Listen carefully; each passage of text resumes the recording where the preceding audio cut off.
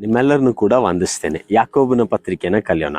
ಯಾಕೋಬ 1ನೇ ಅಧ್ಯಾಯ 21ನೇ ವಾಕ್ಯ ಹೇಳ್ತಿದೆ, ಎಲ್ಲಾ ನೀಚತನವನ್ನು ಎಲ್ಲಾ ದುಷ್ಟತನವನ್ನು ತೆಗೆದುಹಾಕಿ ಮನಸ್ಸಿನೊಳಗೆ ಬೇರೂರಿರುವ ವಾಕ್ಯಕ್ಕೆ ನಮ್ರತೆಯಿಂದ ಎಡೆಗೊಡಿರಿ, ಅದು ನಿಮ್ಮ ಆತ್ಮಗಳನ್ನು ರಕ್ಷಿಸುವುದಕ್ಕೆ ಸಾಮರ್ಥ್ಯವುಳ್ಳದಾಗಿದೆ. ಪ್ರೀತಿಯ ದೇವಜನರೇ, ಯಾಕೋಬನ ಪತ್ರಿಕೆಯನ್ನು ನಾವು ಕಲಿಯೋದಕ್ಕಿಂತ ಮುಂಚೆ ಕೆಲವೊಂದು ಕಾರ್ಯಗಳನ್ನ ಯಾಕೋಬನ ಪತ್ರಿಕೆ ಬಗ್ಗೆ ತಿಳಿದುಕೊಳ್ಳೋಣ. ಇದನ್ನ ಬರೆದವರು ಯಾರಂದ್ರೆ ಅಪೊಸ್ತಲನಾದ ಯಾಕೋಬನು, ಮರಿಯಳಿಗೂ ಯೋಸೇಫನಿಗೂ ಹುಟ್ಟಿದಂತ ಈ ಆತನೇ ಈ ಪತ್ರಿಕೆನ ಬರೆಯುವನಾಗಿದ್ದಾನೆ. ಇಲ್ಲಿ ನಂಬಿಕೆ ಕುರಿತಾಗಿ ಪ್ರಾಮುಖ್ಯವಾಗಿ ಯಾಕೋಬನ ಪತ್ರಿಕೆ ನಮಗೆ ಕಲಿಸ್ಕೊಡ್ತಿದೆ. ನಂಬಿಕೆ ಎನ್ನುವಂತ ಪದ ಯಾಕೋಬನ ಪತ್ರಿಕೆಯಲ್ಲಿ ಸುಮಾರು 12ಕ್ಕಿಂತ ಹೆಚ್ಚು ಬಾರಿ ಇರುವುದನ್ನ ನಾವು ನೋಡ್ತೀವಿ. 1ನೇ ಅಧ್ಯಾಯದಲ್ಲಿ ನಾವು ನೋಡುವಂತ ಒಂದು ವಿಷಯ ಏನಂದ್ರೆ, ಅನೇಕರು ಅಲ್ಲಿದ್ದಂತ ಚದುರೋದಂತ ಯಹೂದ್ಯ ಕ್ರೈಸ್ತರು ಬಡತನದ ನಿಮಿತ್ತವಾಗಿ, ಅವರು ಅದಾದ್ಮೇಲೆ ಕ್ರಿಸ್ತನ ನಂಬಿಕೆಯ ನಿಮಿತ್ತವಾಗಿ, ಬರಗಾಲದ ನಿಮಿತ್ತವಾಗಿ ಎಲ್ಲಾ ಕಡೆಗೂ ಚದುರು ಹೋಗಿರ್ತಾರೆ.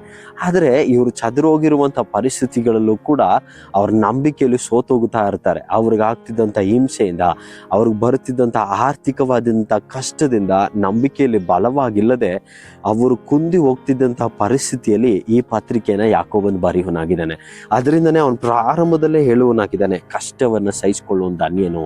ಕಷ್ಟದ ಪರಿಸ್ಥಿತಿ ನಮ್ಮೊಳಗಡೆ ತಾಳ್ಮೆಯನ್ನ, ನಮ್ಮನ್ನ ಶಿಕ್ಷಿತರಾಗಿ, ನಮ್ಮನ್ನ ಸರ್ವ ಸುಗುಣವುಳ್ಳವರಾಗಿ ಮಾರ್ಪಡಿಸದೆ ಎಂಬುದಾಗಿ ದೇವರ ವಾಕ್ಯ ಹೇಳ್ತದೆ. ಪ್ರಿಯ ದೇವಜನರೇ, ನಾವು ಇದರಿಂದ ಅನೇಕ ವಿಷಯಗಳನ್ನ ಕಲಿಸ್ಕೊಳ್ತೀವಿ. ಅದಾದ್ಮೇಲೆ ಆತನ ಹೇಳುವನಾಗಿದ್ದಾನೆ, ವಾಕ್ಯವನ್ನು ಕೇಳುವವರಾಗಿ ಮಾತ್ರ ಅಲ್ಲ, ಅದರ ಪ್ರಕಾರ ನಡೆಯುವವರಾಗಿರ್ರಿ ಅಂತ. ನಮ್ಮ ಜೀವಿತದಲ್ಲೂ ಕೂಡ ಅನೇಕ ರೀತಿಯಾದಂಥ ಕಷ್ಟದ ಪರಿಸ್ಥಿತಿಯಲ್ಲಿ ನಾವು ಹಾದು ಹೋಗ್ತಾ ಇರ್ಬೋದು.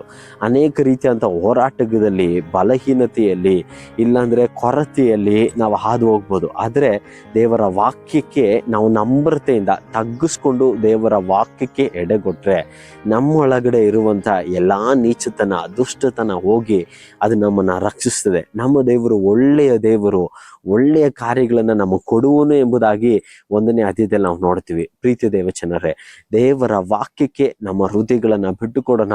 ಅದರಿಂದ ಫಲಭರಿತವಾಗಿರುವಂತ ಜೀವಿತವನ್ನ ಮಾಡಿ ನಮ್ಮ ಜೀವಿತದಲ್ಲಿ ನಂಬಿಕೆಯಲ್ಲಿ ದೃಢವಾಗಿರೋಣ. ದೇವರ ವಾಕ್ಯದಿಂದ ನಿಮ್ಮನ್ನು ಆಶೀರ್ವದಿಸಲಿ.